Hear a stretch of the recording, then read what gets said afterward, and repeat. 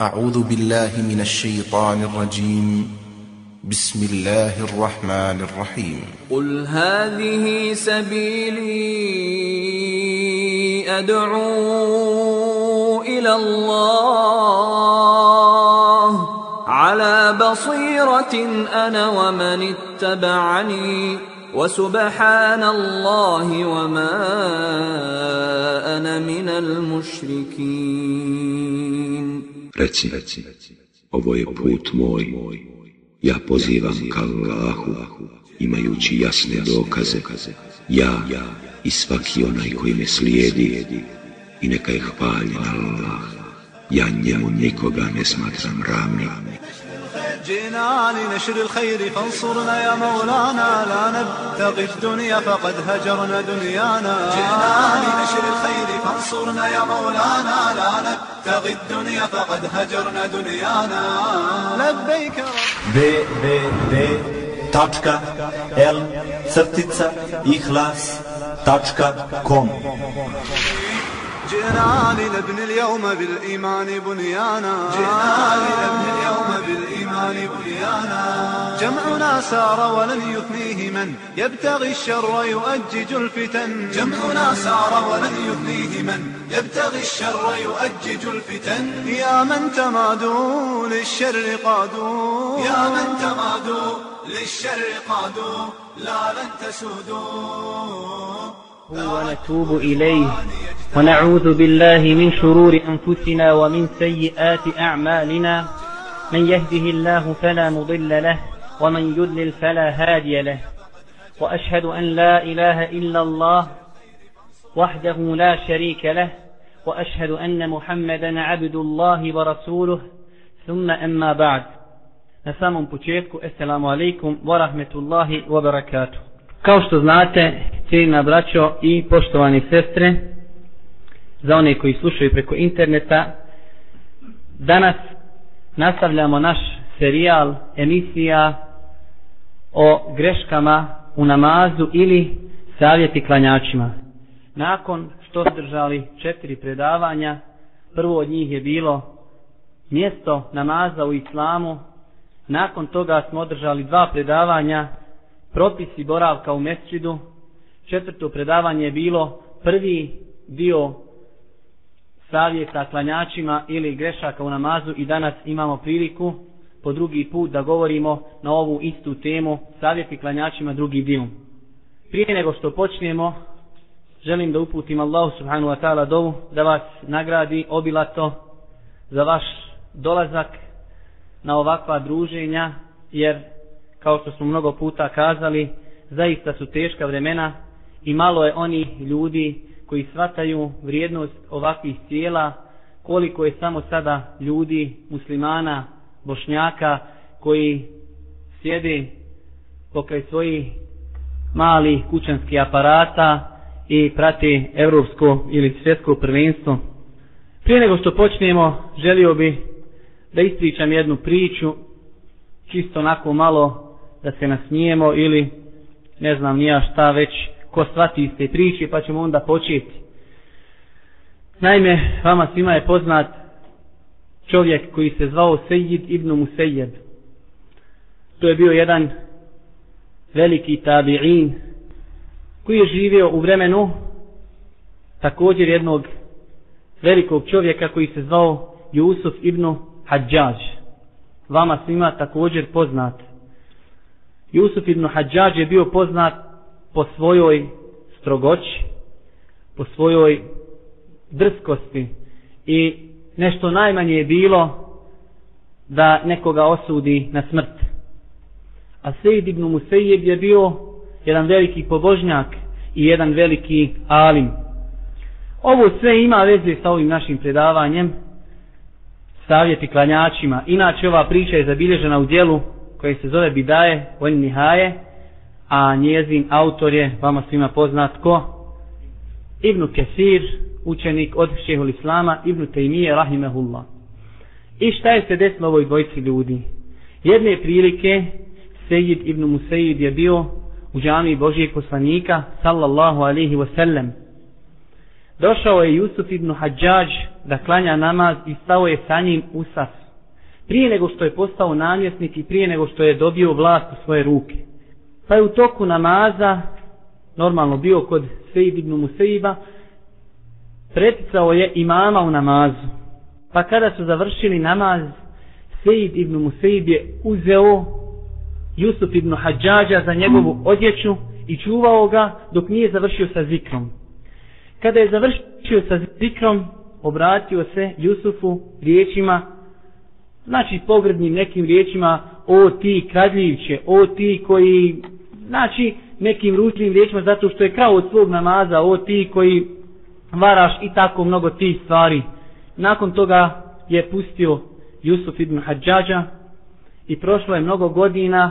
Jusuf ibn Hadžađ je postao veliki namjesnik, osoba čije se riječi slušaju. Kada on naredi da nekome glava ide s ramena, ona itekako lako ode. Poznat po tome da je ubio dosta ashaba i tabiina. Pa je jedne prilike došao u Medinu i vidio je Sejid ibn Musejba kako sjedi u haliki sa svojim učenicima, pa je krenuo prema njemu. A ljudi su se prisjetili onog događaja između njih dvojice, pa su se pribojali malo za Sejida, jer nije lako sa tako velikim ljudima, a koji su poznati po zlu, izaći na kraj.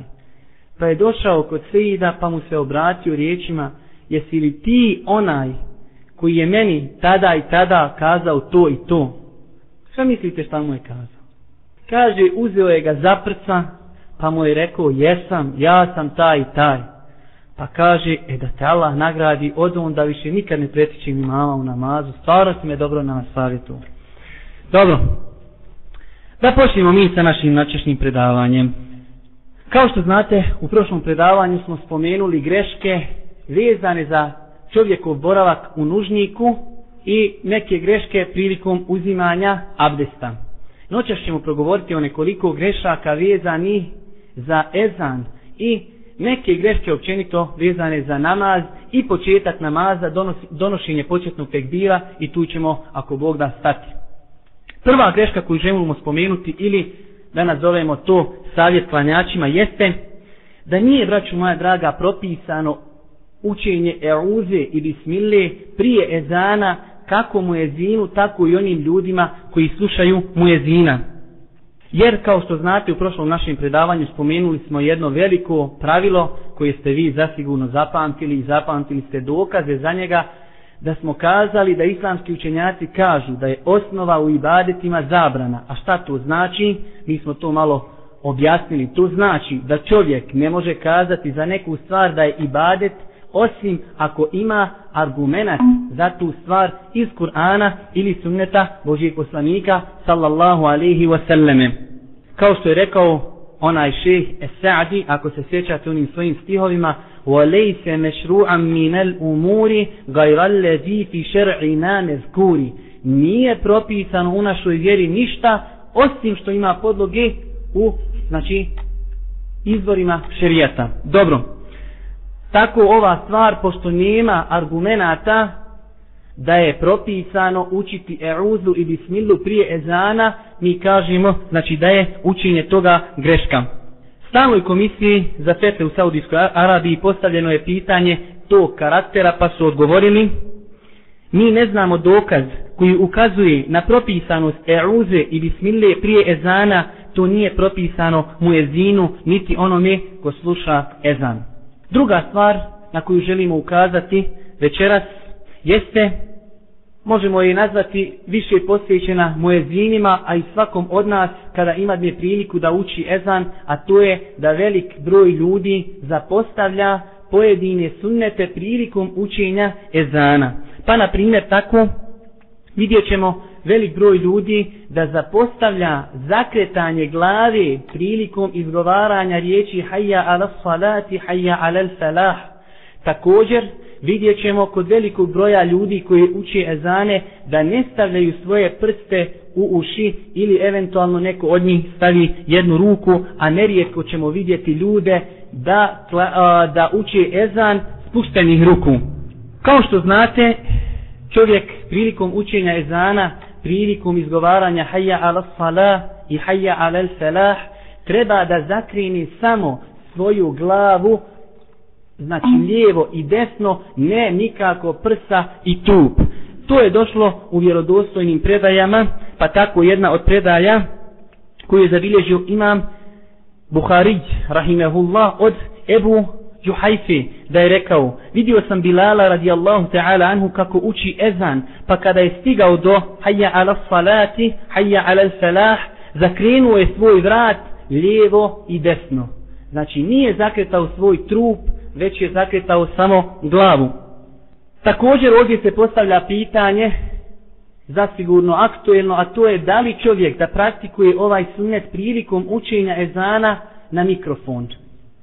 Kazat ćemo da je ispravno mišljenje da čovjek treba praktikovati ovaj sunnet, pa makar učio ezan putem mikrofona, jer nismo sigurni da je zakretanje muezina u ovoj situaciji, znači striktno samo zbog dostavljanja ezana, već može postojati u tom zakretanju mnogo drugih koristi i zato kažemo da je od sunneta kada čovjek uči ezan, pa makar i na mikrofon, da se zakreće prilikom izgovaranja ovih riječi.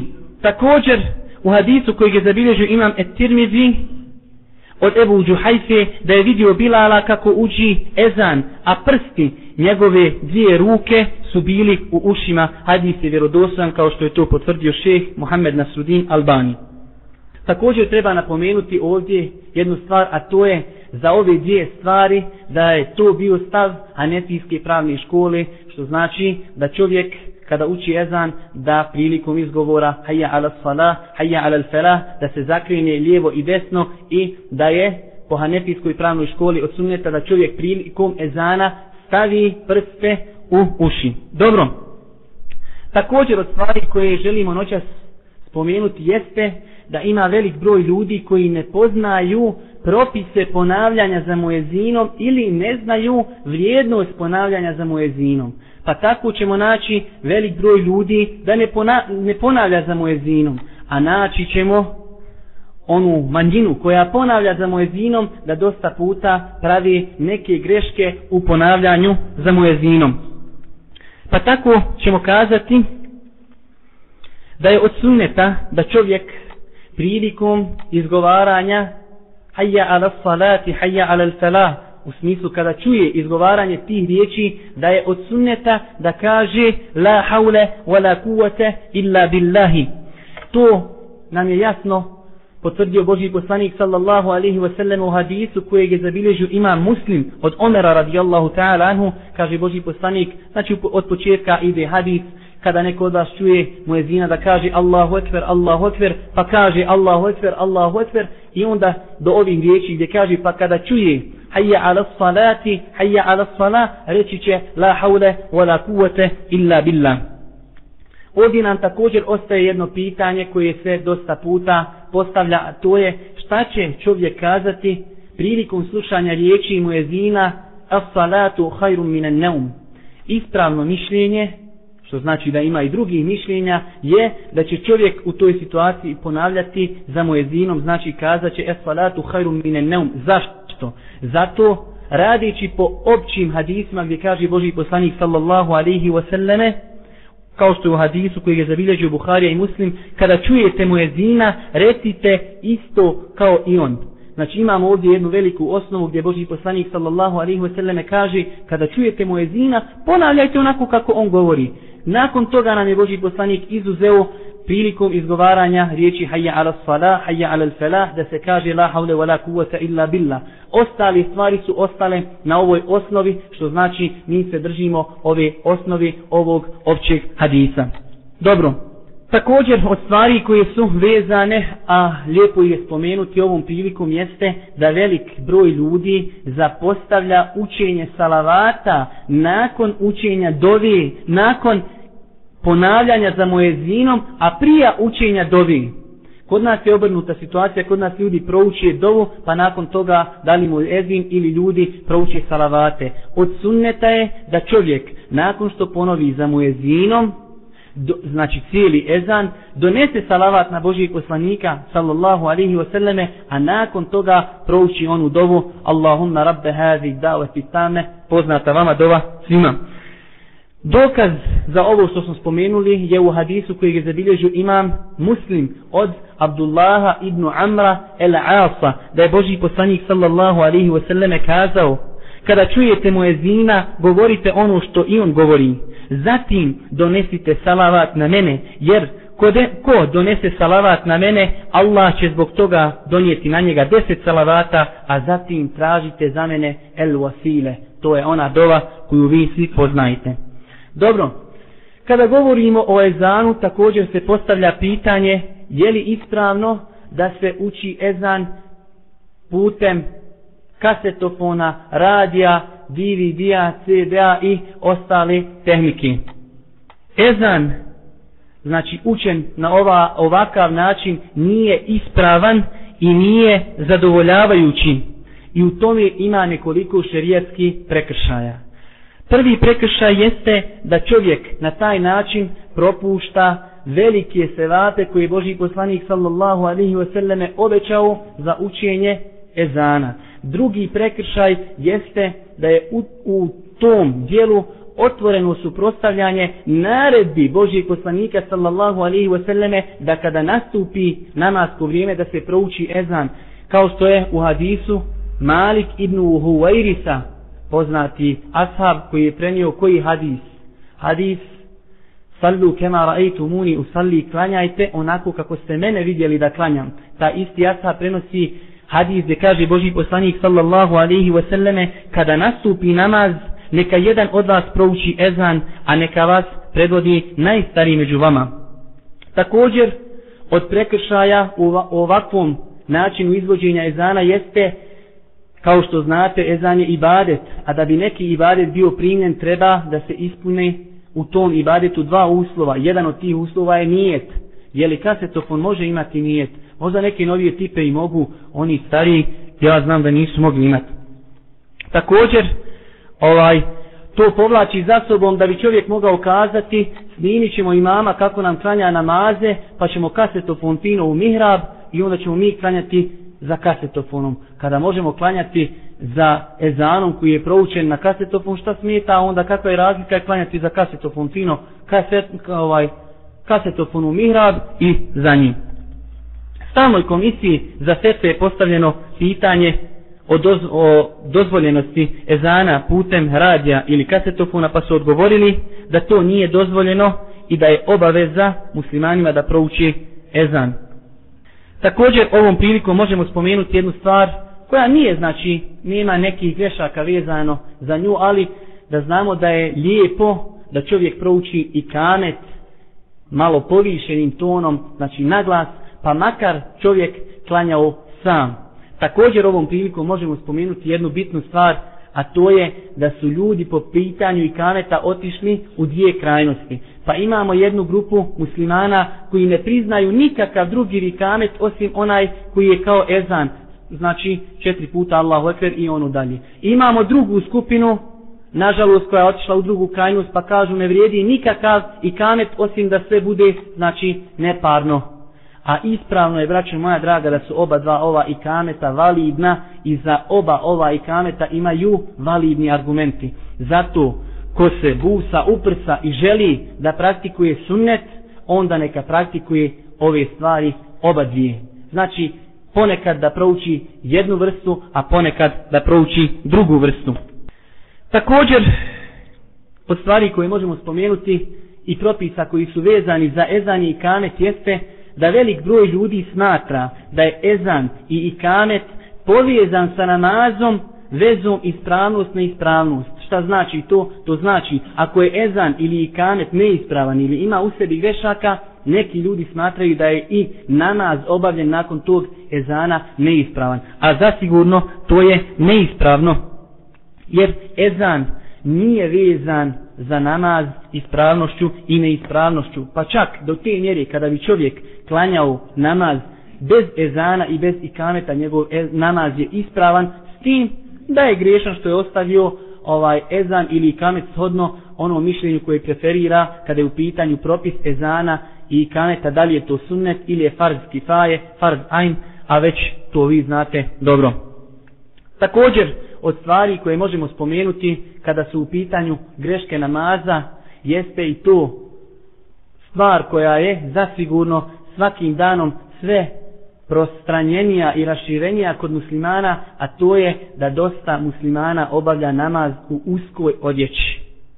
Namaz u uskoj odjeći je ispravan, pa makar oslikavao stidna mjesta, ali je pokuđeno. Braćo moja draga, mora da imamo jedno pravilo kada je u pitanju naš odlazak na namaz. Normalno, iz tog pravila se mogu, da kažemo, izuzeti neki izuzeci, ali osnova je, brate moj dragi, da ideš, da staješ pred uzvišenog gospodara. Kako god bi te bilo stid da odeš pred direktora neke firme utegnut i nekom kratkom šorcu i nešto šareno, tako treba da te bude stid da staneš pred uzvišenog gospodara. Kaže Allah subhanahu wa ta'ala: Ja bani Ademe, hudu zinetekum inde kulli mesjid. O sinovi Ademovi, lijepo se obucite kada hoćete molitvu da obavite. Zato ima islamskih učenjaka koji kada govori o pokrivanju stidnih mjesta u namazu ne žele da koriste ovaj termin pokrivanje stidnih mjesta, već kažu uljepšavanje za namaz. I to je bliže ovom kuranskom načinu izražavanja. Tako da rezimiramo, namaz u uskoj odjeći je ispravan, ali je pokuđen. Također, stvar koja zasigurno je prisutna kod velikog broja muslimana, a naročito u ljetnom periodu, da velik broj ljudi klanja u prozirnoj odjeći. Treba da znamo da odjeća, ako bi bila prozirna na mjestima od koljena do pupka, namaz u takvoj odjeći je neispravan. A granica providnosti, pošto dosta puta ljudi pitaju gdje je ta granica providnosti, granica je tu da se vidi boja kože ili da se oslikava obim ili granice dijelova tijela. Ako se vidi kroz neku odjeću boja kože ili se vidi obim tijela, u tom slučaju u toj odjeći nije dozvoljeno klanjati.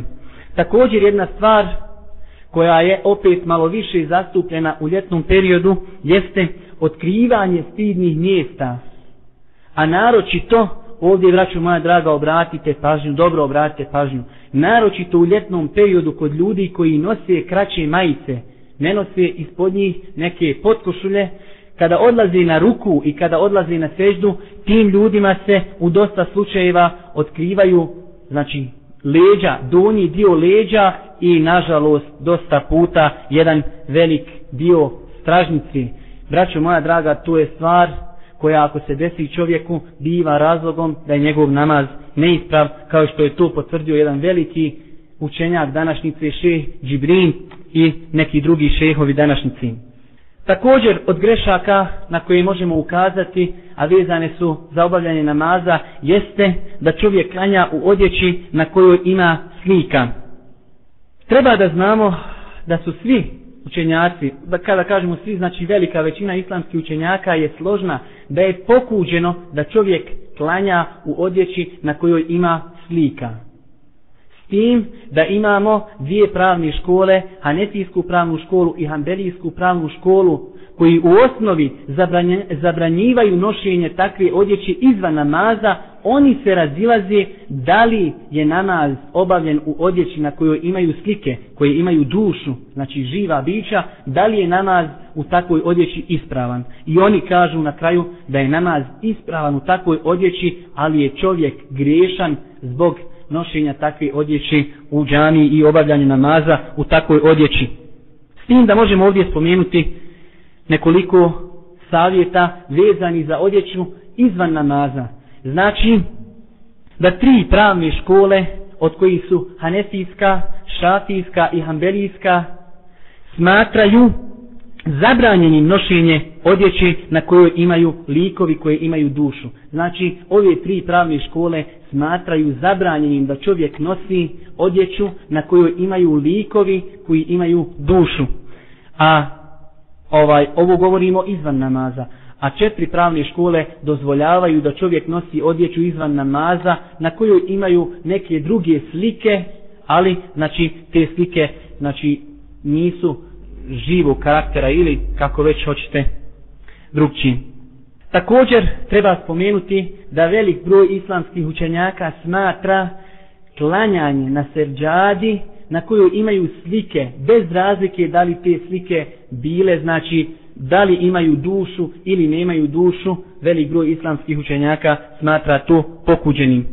U hadisu kojeg je zabilježio Buharija i Muslim, da je Božji poslanik sallallahu alejhi ve selleme jedne prilike ustao i klanjao u odjeći s prugama. Pogledajte, braćo moja, odjeća s prugama. Nakon što je završio namaz, pogledao je u te pruge i kazao: otiđite sa ovom odjećom kod Ebu Džehma i donesite mi odjeću bez pruga, jer me je ova odjeća odvraćala od namaza. Znači samo odjeća s prugama, a ne sa nekim slikama, kao što danas vidimo, čovjek dođe u džamiju i stane ispred tebe u usaf, a na leđima neki veliki indijanski poglavica, znači kolika su njegova leđa. I šta će taj čovjek, cijelo vrijeme će on gledat neke kaubojske filmove u toku namaza. Sigurno to kada bi čovjek samo, znači, racionalno pogledao, shvatio bi da to ne ide. Također od grešaka koji možemo spomenuti ovom prilikom jeste određivanje jednog mjesta za namaz. Mi ćemo naći velik broj ljudi koji su, alhamdulillah, redovni u džamiji, ali da ima svoje mjesto u džamiji. I tog čovjeka, ako ga tražiš, traži ga na tom mjestu. Ako nije na tom mjestu, taj čovjek danas nije došao u džamiju. Znači ljudi odrede sebi jedno mjesto gdje će klanjati i ne želi da klanja na drugom mjestu. Tako ako bi našao nekoga da je, da kažemo, pretekao ga tu, znači sigurno se ne osjeća lagodno. A poslušajmo šta je Božji poslanik sallallahu alejhi ve selleme kazao u hadisu kojeg prenosi od njega Abdurrahman ibn Šibl.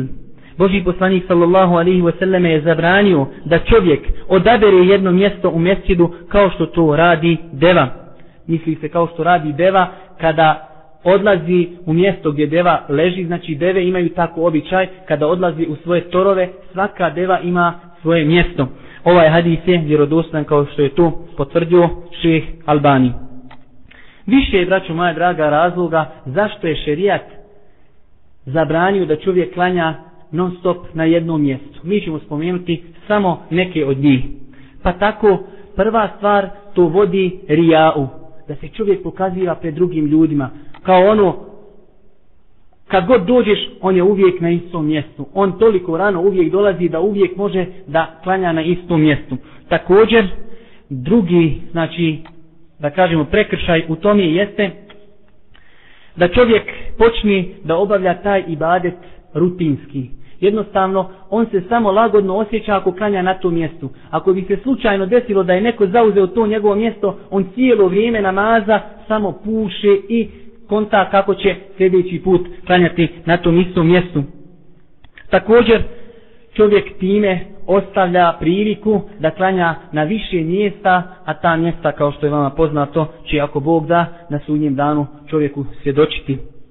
Također, ovom prilikom možemo spomenuti neke od propisa sutre, iako, kao što znate, mi smo detaljno govorili u našim prethodnim predavanjima o propisima sutre, ali ovom prilikom ćemo samo spomenuti neke stvari koje su bitne ili neke stvari koje nismo spomenuli. Pa tako možemo spomenuti da je sutra imama, sutra džematlija, što znači kada ljudi klanjaju u džematu, dozvoljeno je da čovjek prolazi između safova, normalno ko zato ima potrebu.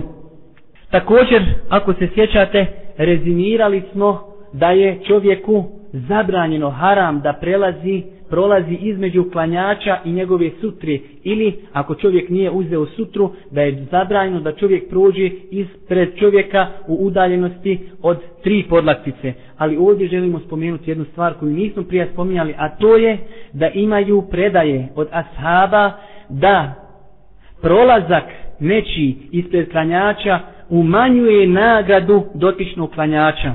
Pa čak u nekim predajama stoji da to umanjiva pola nagrade od nagrade tog namaza.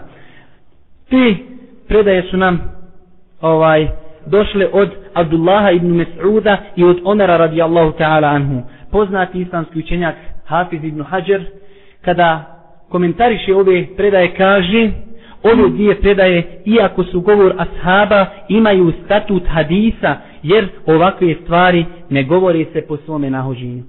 Sjećate se kada smo govorili prije da ashab, kada kaže nešto je od sunneta, ta njegova izreka ima statut kao da je rekao je Božji poslanik. Znači kao da je to govor Božjeg poslanika. Također, ako ashab kaže nešto opisujući džennet, opisujući džehennem, te predaje imaju statut govora Božjeg poslanika, jer ashabi su daleko od toga da govori o nečemu, o gajbu, o džennetu, o džehennemu, bez onoga da su čuli to od Božjeg poslanika sallallahu alaihi wasallam. Također ovdje ne može ashab po svome nahođenju kazati ako prođe neko ispred klanjača bit će mu umanjeno pola nagrade. Takve stvari oni mora da su čuli od Božjeg poslanika sallallahu alaihi wasallam. Zato Hafiz ibn Hajar kaže ove njihove izreke imaju statut hadisa.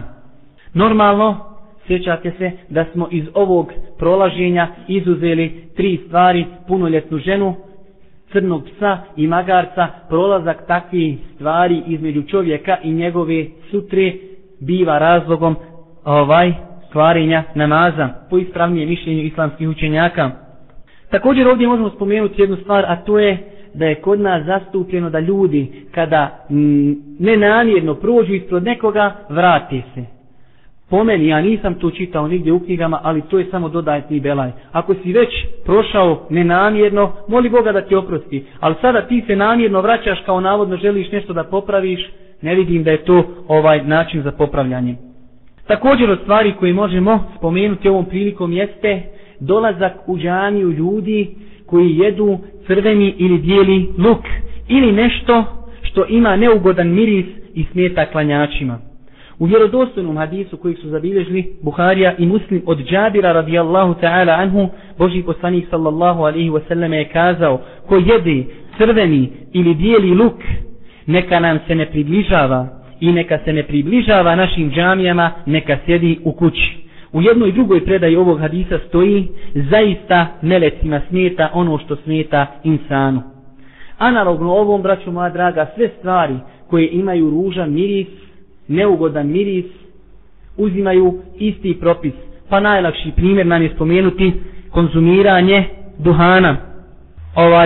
Ali nažalost, pošto u nas većina džematlija puši, tako oni ne osjete da to smrdi. Ali oni ljudi koji ne puše, osjete. Zaista kad stanete kod nekog ko konzumira to malo više po 2-3 kutije na dan, onda zaista čovjek ne zna šta je klanju. Također treba spomenuti da od koristi ovog hadisa jeste da nije zabranjeno jesti crveni i bijeli luk, ali je zabranjeno onom čovjeku koji to već jede da dođe u džamiju. Ali to nikako ne znači da je zabranjeno jesti crveni i bijeli luk. Također treba spomenuti drugu stvar, da nije dozvoljeno čovjeku da namjerno jede crveni i bijeli luk kako bi to bio izgovor za njegovo ostavljanje namaza u džematu. Znači čovjek napravi se pametan i kaže svaki put prije namaza jednu glavicu luka pojede, sigurno to ištetilo inako toliko da jede luk, ali s druge strane znači šerijatski nije dozvoljeno da čovjek jede da jede luk kako bi to bio razlog njegovog osustvovanja iz džemata. Također ovaj hadis se ne može uzeti kao argument, kao što neki nažalost uzimaju, da je namaz u džematu sunnet i da nije obaveza, jer mnogi drugi hadisi potvrđuju obaveznost namaza, a oni koji žele malo više da čuju, neka poslušaju naše predavanje mjesto namaza u džematu i uvjeđen sam da će im se srce smiriti.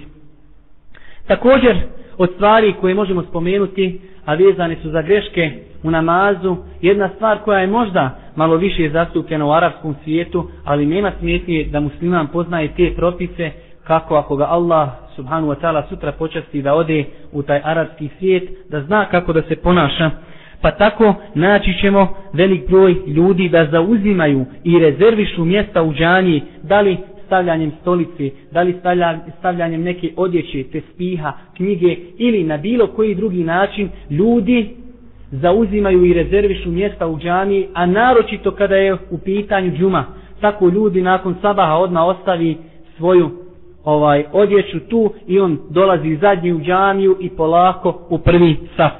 Ova stvar je zasigurno zabranjena u islamu. Rekao je imam El Munzir: ko pretekne nekog u dolasku na neko mjesto, on je preći tog mjesta sve dok je na tom mjestu.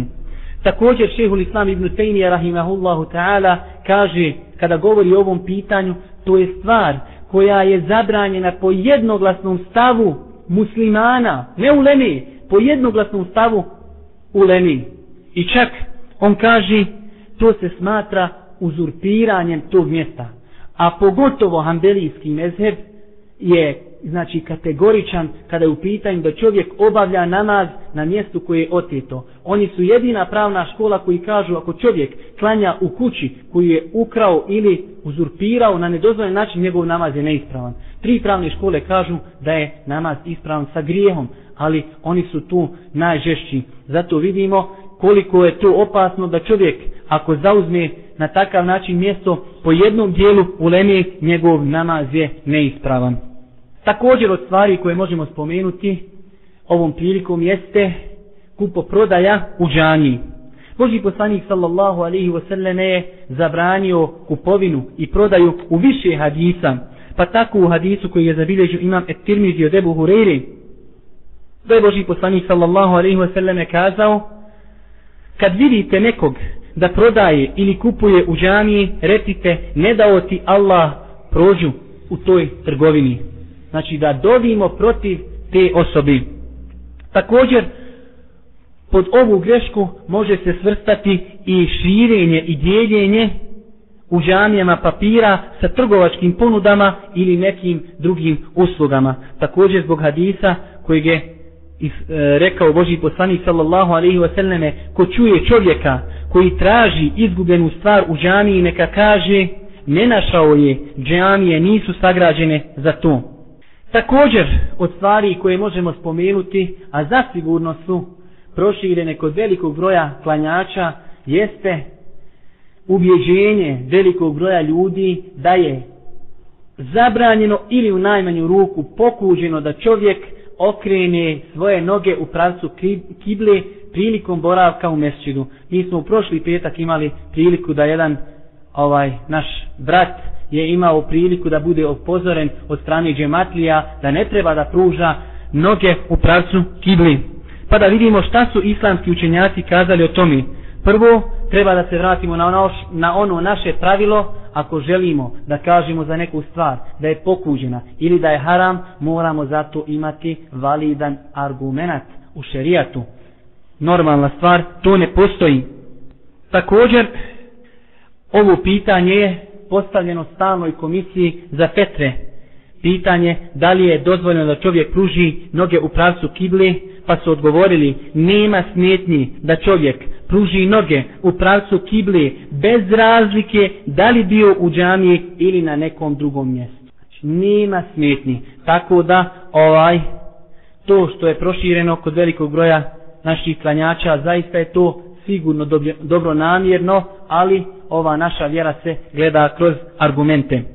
Također jedna stvar koja je zapostavljena kod sigurno velikog broja muslimana, a to je da smatraju pokuđenim razgovaranje u džamiji. Mnogo je, braćo moja draga, argumenata koji ukazuju na to da je dozvoljeno razgovarati u džamiji, ali normalno sa lijepim ahlakom i na ispravan islamski način. A što se tiče hadisa koji govori o zabrani toga, hadisi su slabi. Pa na primjer hadis u kojem se kaže da je Božji poslanik sallallahu alejhi ve selleme kazao govor u mesdžidu jede i uništava dobra djela kao što vatra uništava drva. Ovaj hadis je daif i bez ikakve osnovi. Također hadis doći će vrijeme da će ljudi sjediti u džamijama, u halikama, njihova briga je dunjaluk, nemojte sjediti s takvim ljudima, zaista Allah nema potrebe za njima. Ovaj hadis je također slab. Također od grešaka koje su zasigurno kod nas naveliko zastupljene jeste izbjegavanje i ostavljanje obavljanja namaza za čovjekom koji nema kapu. Zasigurno, braćo moja draga, da je svakodnevna praksa Božjeg poslanika sallallahu alejhi ve selleme bila da je nosio nešto na glavi, da kažemo da je prekrivao svoju glavu nečim osim u vremenu kada je obavljao hadž. Tada, pošto je od propisa ihrama da čovjeku nije dozvoljeno da stavlja nešto na glavu, Božji poslanik sallallahu alejhi ve selleme u tom periodu ne bi imao ništa na glavi. Ali ovdje se postavlja pitanje, da li praksa Božjeg poslanika sallallahu alejhi ve selleme je na toliko visokom nivou da čovjek treba da izbjegava namaz i smatra ga neispravnim ili pokuženim? Zbog toga odgovor ćemo naći nakon što spomenimo neke stvari, kako velik broj ljudi ima pogrešne vage kada ocenjuju ta neka djela. Pa ćemo vidjeti velik broj ljudi da im ne smeta kod njihovih vođa i imama to što su obrijani. A poznato je, braćo moja draga, da posle 4 mezheba brijanje brade je haram. A znači nenošenje kape nikad niko nije kazao znači da je to haram. Ali nekim ljudima smeta nenošenje kape, ali ne smeta brijanje brade. Velikom broju muslimana ne smeta što imam puši, a pušenje je zasigurno haram. To im ne smeta, ali im smeta nenošenje kape. Zaista su to neispravni parametri. Stalna komisija u Saudijskoj Arabiji upitana sljedeće pitanje o propisu klanjanja za čovjekom koji ima otkrivenu glavu, pa su odgovorili: nije obaveza muškarcu pokriti glavu u namazu niti izvan njega. Dozvoljeno je klanjati za čovjekom koji nema kape, jer glava nije stidni dio tijela kod ljudi. Završeno. Kome treba pojašnjenje, ne se javi posle predavanja. Ovo bi trebalo biti jasno. Dobro. Također od stvari koje su proširene kod velikog broja klanjača. Mi ovdje kada govorimo u većini slučajeva govorimo o klanjačima, jer zašto govoriti nasihat klanjačima, ljudima koji ne klanjaju? Zato mi se obraćamo klanjačima. Jeste izgovaranja nijeta na glas. Mi smo o ovom pitanju malo više govorili u prošlom našem predavanju kada smo govorili o izgovaranju nijeta prilikom učenja, prilikom uzimanja abdesta, tako da nema potrebe da mnogo govorimo o tome. Dovoljno je da kažemo da u praksi Božjeg poslanika sallallahu alejhi ve selleme nema niti sahih niti daif hadisa koji ukazuju na to da je Božji poslanik sallallahu alejhi ve selleme izgovarao nijet na glas. Također u hadisu koji je zabilježio imam Buharija od Ebu Hureyre radijallahu ta'ala anhu, poznati hadis, kada je Božji poslanik sallallahu alejhi ve selleme vidio čovjeka koji brzo klanja, pa je ga pozvao sebi pa mu kaže: kada htjedniš da klanjaš, upotpuni svoj abdest, zatim se okreni prema kibli, zatim donesi početni tekbir, zatim prouči ono što ti je lahko od Kur'ana. Vidimo ovdje Božji poslanik sallallahu alejhi ve selleme u vremenu kada je trebao da pojasni tom čovjeku koji ne zna kako se obavlja namaz, nije mu je kazao da treba da uči nijet riječima. Također hadis koji je zabilježio imam Muslim od Aiše radijallahu ta'ala anha, Božji poslanik bi započinjao namaz sa početnim tekbirom, sa tekbirom. Tako da je ovo dovoljno onim ljudima koji traže istinu da shvate da učenje nijeta, znači riječima, nema nikakve osnove u islamu. Nakon toga, braćo moja draga, spomenut ćemo jednu stvar koja je itekako bitna, a njeno praktikovanje itekako opasno i nažalost proširena je u velikom broju muslimanskih masa, kako stariji, tako i mlađi. A to je nemicanje jezika prilikom učenja Kur'ana, prilikom donošenja početnog tekbira i prilikom učenja zikrova. Da bi pojasnili malo ovo pitanje i njegovu opasnost, kazat ću vam jedno drugo pitanje u šerijatu, a to je da većina islamskih učenjaka ne dozvoljava čovjeku koji je u stanju džunupluka da uči Kur'an, bez dodirivanja mushafa. Ali kažu da je tom čovjeku dozvoljeno da uči Kur'an u sebi, bez micanja jezika. Šta to znači? To znači da učenje Kur'ana bez micanja jezika u srcu ili u sebi nema statut učenja Kur'ana. Tako da ako čovjek kada klanja samo digne ruke i cijelo vrijeme šuti i uči sve u sebi bez micanja jezika, njegov namaz je neispravan. Najminimalniji što čovjek treba jeste da čuje sam sebe. Ovo po mišljenju 3 pravne škole, znači da čuje minimalno sam sebe, a po malikijskoj pravnoj školi dovoljno je da čovjek miče jezik i to će biti dovoljno. Ali u svakom slučaju svi su složni da čovjek treba da miče jezikom prilikom učenja Kur'ana. Koliko puta ćemo vidjeti čovjeka klanja sunnete i zatvorio usta i razmišlja i onda odlazi na ruku i tako cijeli namaz. Braćo moja draga, takvo ponašanje vodi do toga da je njegov namaz neispravan. Ovo je spomenuo i potvrdio jedan veliki islamski učenjak u današnjem vremenu koji se zove Bekr Ebu Zeid u svojoj poznatoj knjizi Tashihu Dua. Također od stvari koje možemo spomenuti ovom prilikom, koje su zastupljene nažalost, a one su neispravne ili greška, jeste razgledanje u namazu. Tako da ćete naći velik broj ljudi da su popustili kada je u pitanju ova stvar. Božji poslanik sallallahu alejhi ve selleme ovu stvar je nazvao šejtanovom krađom, kao što je došlo u hadisu koji je zabilježio imam Buharija od Aiše radijallahu ta'ala anha.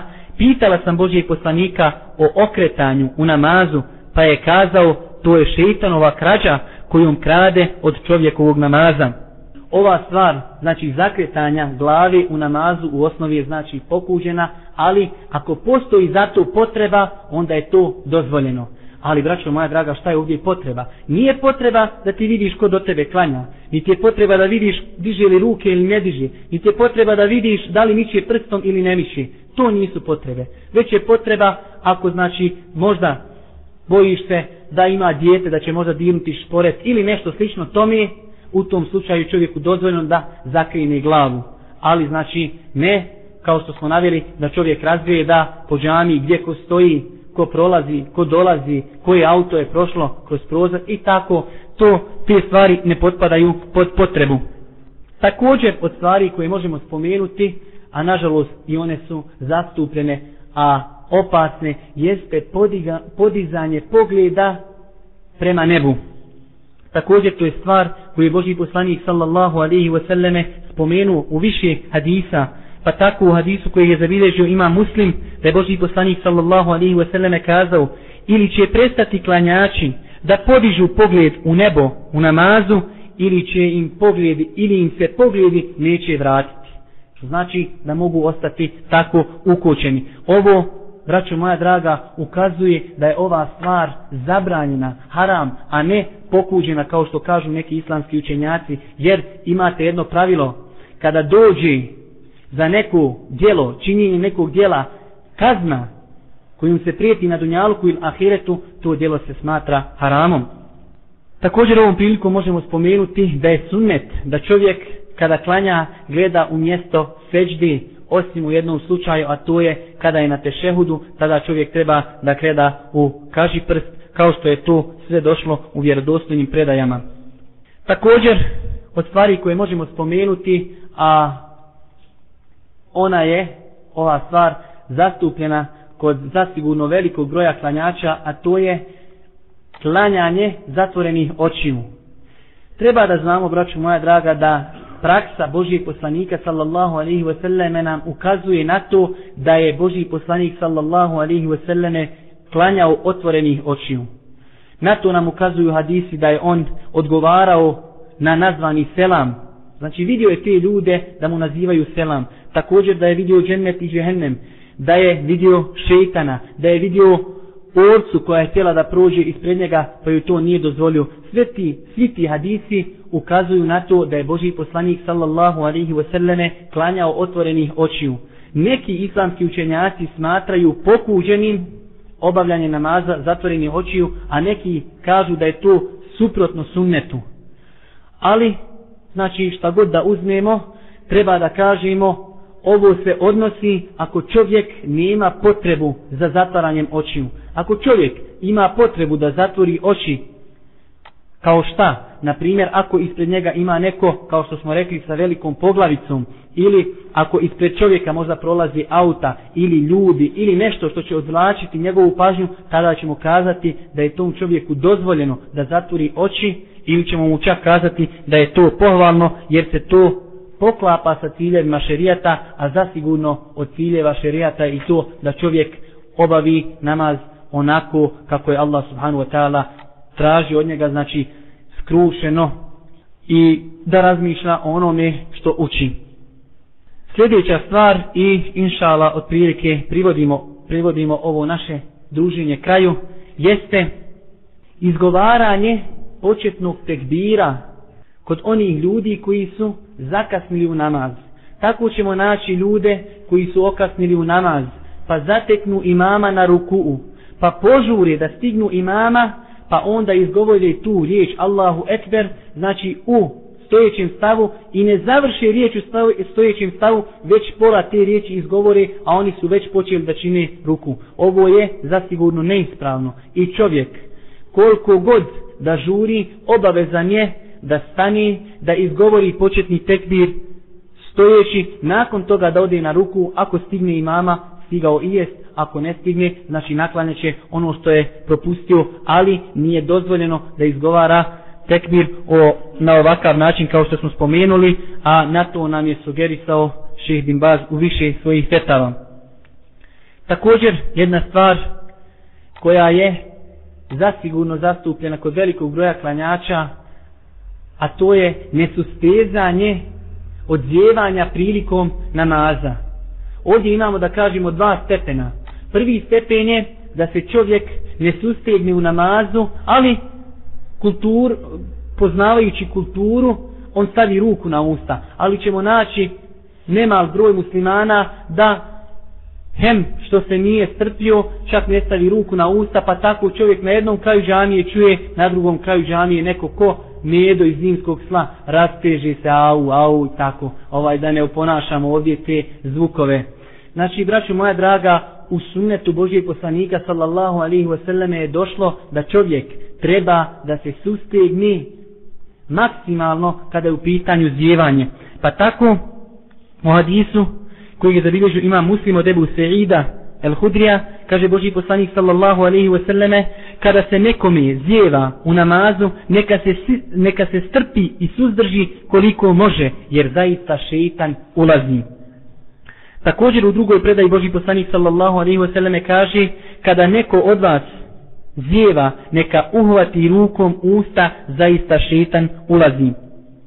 Također ovom prilikom možemo spomenuti to što nas je neki dan jedan brat pitao, pa nismo bili sigurni za to, ali nema smetnje da to sada spomenimo, da nije sunnet da čovjek prilikom zjevanja uči e'uzu i bismillu, znači da se tom prilikom utječi Allahu subhanahu wa ta'ala od šeitana. Jer Božji poslanik, kao što ste vidjeli, preporučio nam je da pokušamo da se suzdržimo. Ako ne možemo, onda nam je preporučio da uhvatimo rukom usta. Ali nije nam preporučio da učimo e'uzu i bismillu u ovoj situaciji. Također, ovako pitanje postavljeno stalnoj komisiji, pa su odgovorili, ne znamo dokaz koji ukazuje na propisanost učenja e'uze prilikom zjevanja u namazu i izvan namaza. I na kraju da završimo ovo naše druženje sa jednom greškom koja je vezana za početak namaza, to jest donošenje početnog tekbira, i od sljedećeg našeg predavanja počinjemo govoriti o greškama konkretno u namazu, a to je izgovaranje riječi Allahu Ekber. Sunnet je i ispravno da čovjek ovu riječ izgovori brzo i bez otezanja. Allahu Ekber.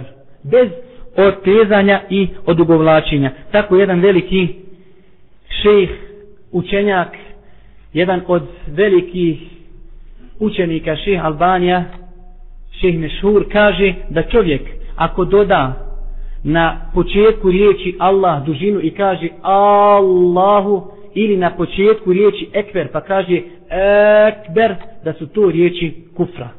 Normalno ovdje ako čovjek to radi namjerno, jer ovdje znači čovjek dodaje upitnu česticu Allahu Ekber. Da li je Allah najveći? Tako da su to stvari itekako opasne. Također nije ispravno da čovjek kaže Ekbar, da doda dužinu nakon harfa ba. To je također neispravno. I na kraju možemo spomenuti stav jednog hanefijskog učenjaka poznato kao Ibn Abidin u svojoj knjizi Hašetu Ibn El Abidin. On kaže da dodavanje dužina pri izgovoru riječi Allahu Ekber može biti na sljedeći način. Ovaj govor je znači sažet govor od onoga što je on kazao, pa kaže dužina u izgovaranju riječi Allah može biti na početku, u sredini i na kraju. Sve su ove varijante neispravne. A prilikom izgovaranja riječi Ekber može biti dodata dužina na početku i na sredini. Sve su ove varijante neispravne. Neke od ovih varijanti on kaže da su kufr, a neke kaže da su razlogom da namaz bude neispravan, a neke su pokuđene.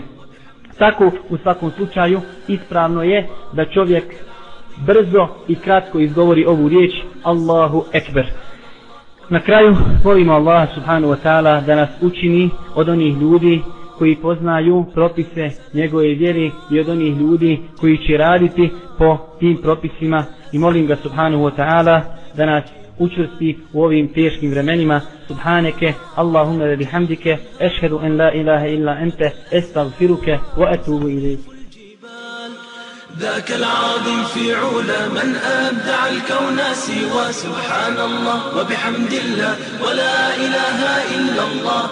ذاك العظيم في علا من أبدع الكون سوى سبحان الله وبحمد الله ولا إله إلا الله.